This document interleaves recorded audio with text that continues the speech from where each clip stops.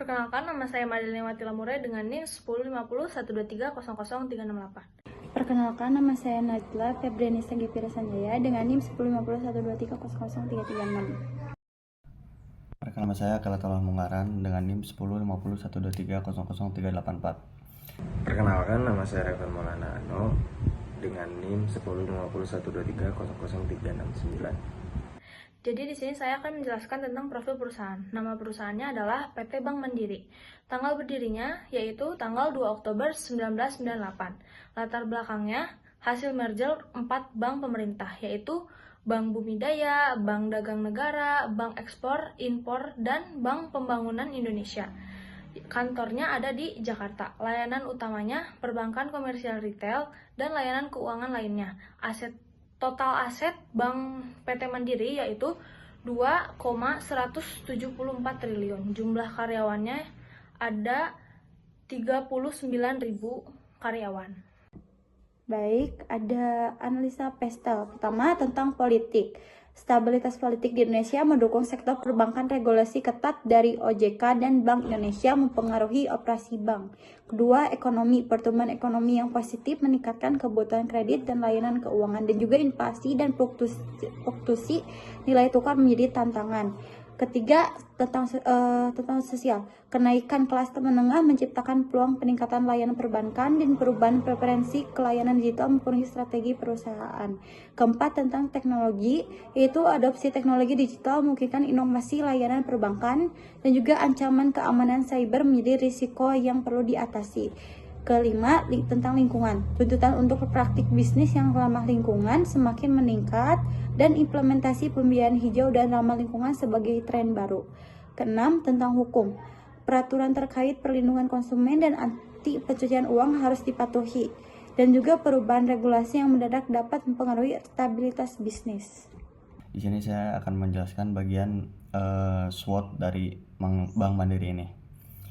Yang pertama ada strength-nya itu jaringan yang luas dengan 2.364 cabang dan 13.027 ATM di seluruh Indonesia.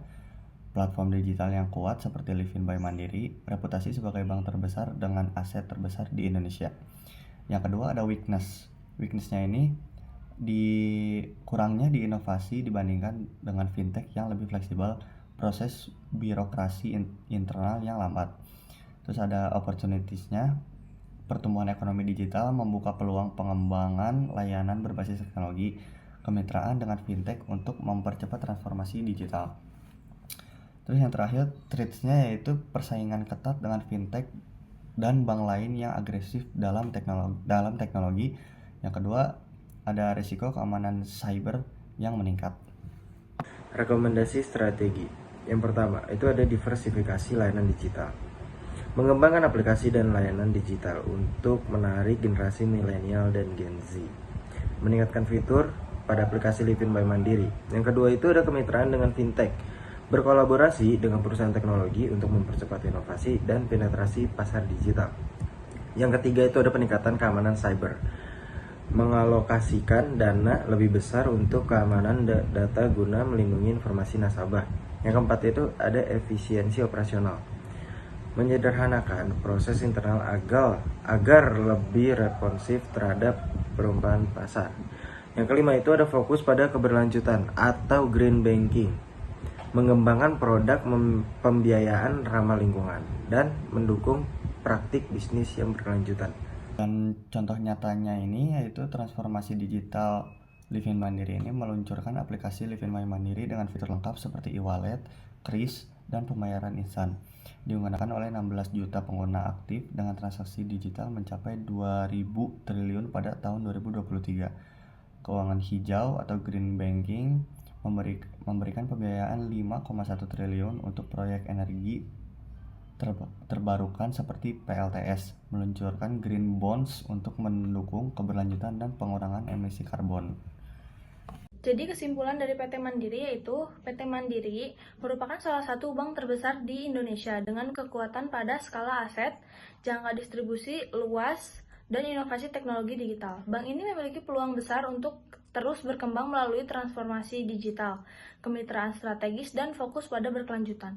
Namun, tantangan seperti persaing vintage, resiko keamanan, Cyber dan perubahan regulasi memerlukan strategi adaptif dan inovatif.